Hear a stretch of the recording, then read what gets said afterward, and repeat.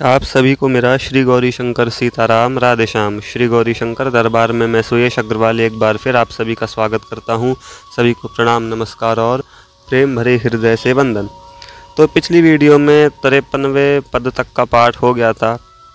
अब इस वीडियो में 3 पदों के आगे का पाठ करेंगे, यानी 54, 55 और 56, जो इस विषय के आखिरी पद भी हैं। यानी 56वें पद तक ये विषय समाप्त हो जाता है। विषय कौन सा है? विश्वामित्र जी का आगमन। वो आपको पता ही होगा यदि पुरानी वीडियो आपने सुनी होगी तो इस वीडियो में बड़ा आनंद आने वाला है। ध्यान से सुने सभी जने कि देखो 54वां पद क्या है। मुनिवर विश्वामित्र जी के साथ दोनों भाई शोभायमान हैं। उनके हाथों में धनुष बाण हैं, कमर में सुंदर पीताम्बर और तरकश धारण किए हुए हैं। उनका मुख चंद्रमा के समान और नेत्र कमल पुष्प के समान है। उनकी अतुल छवि देखकर विश्वामित्र जी पुलकित होते हैं और उनके हृदय में प्रेम की उमंग नहीं समाती। वे मार्ग में तरह तरह के कौतुक करते खेलते चलते हैं। जहाँ पर लता पुष्प कमल के फूल मिलते हैं, भगवान उन्हें तोड़ते चलते हैं। नदियों का पानी पीते चलते हैं। यानी जो विश्वामित्र जी के साथ भगवान मार्ग में जा रहे हैं, उस मार्ग में। अब ऐसा क्यों करते हैं? देखो, कई जने सोचते हैं कि भगवान हैं तो शांत बैठे रहते हैं। नहीं, ऐसा बिल्कुल नहीं है। भगवान बहुत मजाकिया हैं। मानस में भी एक लाइन आती है कि परम कौतुकी कृपा निकेता। वे भगवान कृपा के सागर हैं और परम कौतुकी, परम विनोदी, हंसी मजाकिया भगवान है। ऐसी बात नहीं है, वे सब कुछ करते हैं। तो वे ऐसे मार्ग में कौतुक खेलते चलते हैं। वृक्षों के नीचे बैठते हैं, पत्थरों पर बैठते हैं, वहाँ की नदियों का पानी पीते हैं, बार बार इधर उधर देखते हैं दोनों ही भाई। उन्हें देखकर क्या होता है? मोर नाचने लगते हैं। उन्हें देखकर कोयल और शुक आदि पक्षी बड़े सुंदर ढंग से गाने लगते हैं। प्रभु को देख देख कर मार्ग के मृग, पक्षी, गौवे, ग्वालिनी, ग्वाले सभी जने अपने नेत्रों का फल पाते हैं। नेत्रों का फल पाते हैं, इसका क्या मतलब हुआ? अब जिसके सामने स्वयं श्री भगवान राम जी और लक्ष्मण जी हों, उसके नेत्रों को तो फल मिल गया, यानी उसके नेत्र सफल हो गए। जिसके सामने भगवान आ जाएं, फिर उसकी आंखों के लिए और क्या बचा देखने के लिए? तो सभी लोग अपने मन रूप की कोमल कमल की कुटिया में प्रभु को आसन देते हैं। यानी जो भी देख लेता है फिर उसके मन में भगवान आसीन हो जाते हैं, बैठ जाते हैं, उसके मन से निकलते नहीं हैं। ये था 54वां पद। अब हम 55वां पद सुनते हैं। देखिए कि मार्ग में विश्वामित्र जी के साथ दोनों भाई शोभायमान हैं।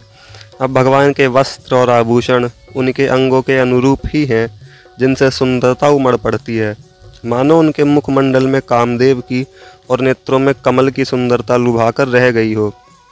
उनके कंधों पर धनुष, हाथों में बाण और कमर में तरकश कसा हुआ है। भगवान की सुंदरता को देखकर 14 भुवनों की सारी शोभा तुच्छ जान पड़ती है।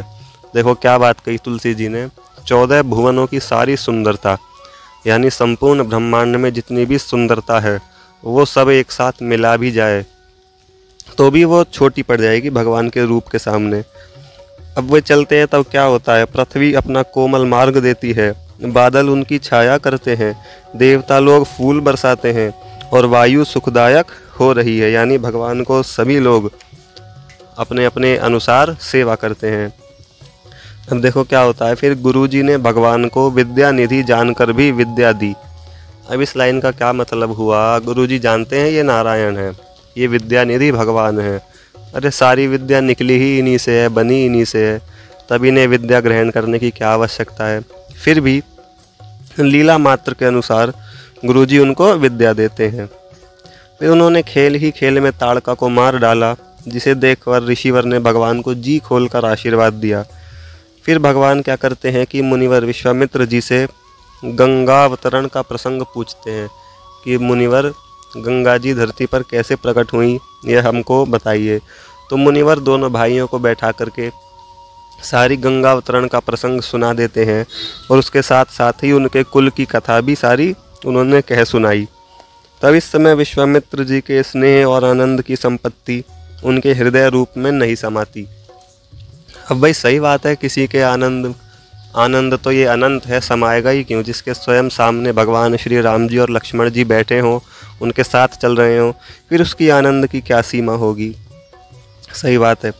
अब वन में रहने वाले ब्रह्मचारी, सन्यासी, सभी योगीजन, साधुजन और सभी सिद्ध प्रभु को देखकर प्रीति से पुलकित शरीर होकर नेत्रों का लाभ लूटते हैं और उनकी पूजा करते हैं। जो बड़े भयंकर तपस्वी हैं उनको भी, यानी मतलब क्या हुआ, उनकी तपस्या का उनको फल मिल रहा है, बस और कुछ नहीं।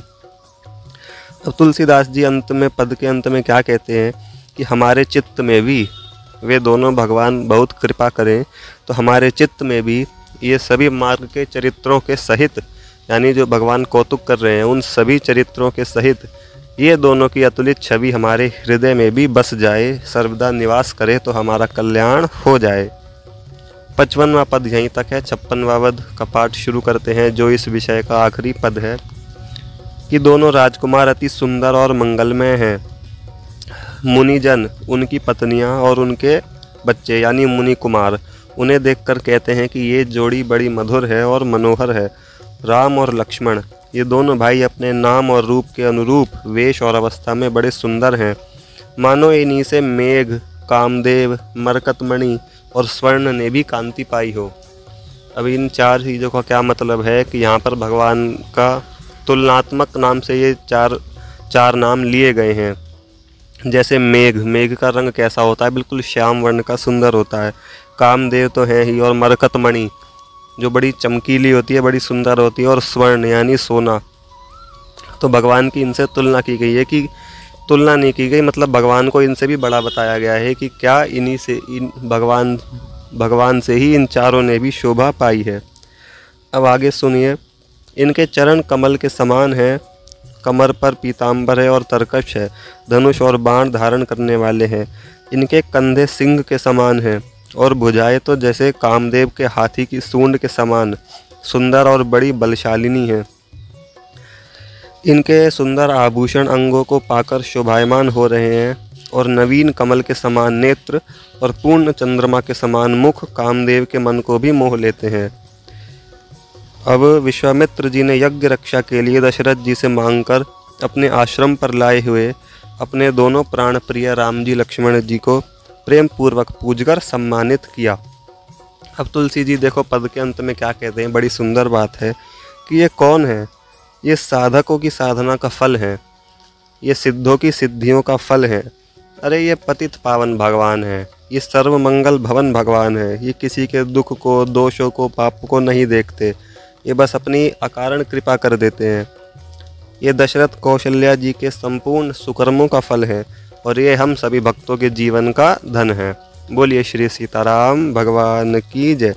अगली वीडियो में अगले विषय के साथ, अगले पद के साथ सभी को आनंद मंगल सहित श्री गौरी शंकर सीताराम, राधे श्याम।